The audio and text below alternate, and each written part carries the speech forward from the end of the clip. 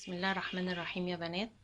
النهارده هصور لكم طريقة عمل الخشاف المصري بتاعنا. كل سنة وانتم طيبين. وهوريكم المكونات.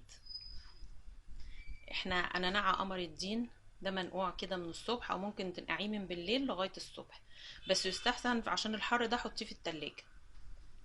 وبعدين هنعمله في الخلاط بعد كده. وعندنا هنا زبيب، قراصية، بلح متفصص ومتقطع، مشمشية مقطعاها. انا طبعا بقطعها حتت صغيرة، ممكن في ناس تحب تحطها بحلة بس انا بحبها كده. وطبعا السكر والطبق اللي هنعمل فيه. نشوف مع بعض المكونات ايه، بس الاول نخلط قمر الدين في الخلاط، عشان هناخد جزء من العصير قمر الدين نحطه للخشاف لانه بيديله طعم حلو ومزازه. هخلطه في الخلاط وارجع لكم تاني. رجعت لكم يا بنات بعد ما عصرت قمر الدين. على فكرة في ناس بتحب ان هي تدوبه على النار، لكن انا مش بحبه طعمه مستوي كده في الخشاف، فانا بحبه كده يعني ني في ني. حتى عصير قمر الدين لما بنيجي بنعمله كده في الخلاط بعد ما انقعه، واحط عليه السكر واخففه بالكمية اللي انا عاوزاها. وكذلك برضو لما اجي اعمل قمر الدين بنفس الطريقة الخطوة الاولانية دي. دلوقتي بقى هنبتدي نحط المكونات بتاعتنا. نجيب البلح،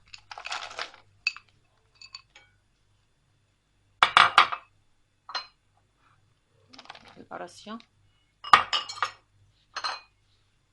الزبيب،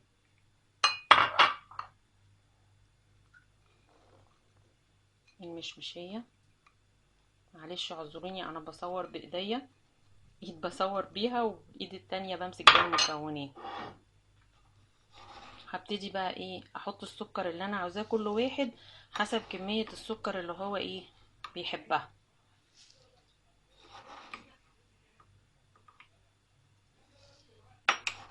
انا بحبه يبقى ايه مسكر، محبوش يبقى دلع.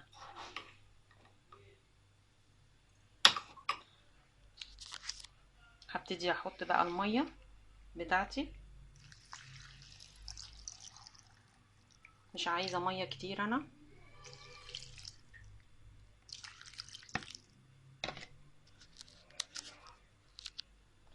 هبتدي اقلب المكونات بتاعتي.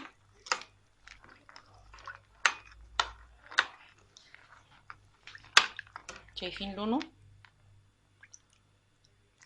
كأن قمر الدين متخفف، مش مجرد بلح منقوع بس كده مع المشمشيه. ولسه لما كمان بقى ندخله التلاجة وايه ونقعده لغاية ميعاد الفطار، لو احنا عاملينه من الصبح او من الظهر، بعد الفطار بقى نيجي ناكله هنلاقيه ايه لونه وده شكل الخشاف النهائي يا بنات. يا رب يعجبكم وتجربوه وتقولوا لي ايه رأيكم. ودي طبعا وصفة برضو من وصفات امي الله يرحمها، وبرضو بسألكم الدعاء ليها. واشوفكم في فيديو تاني ان شاء الله.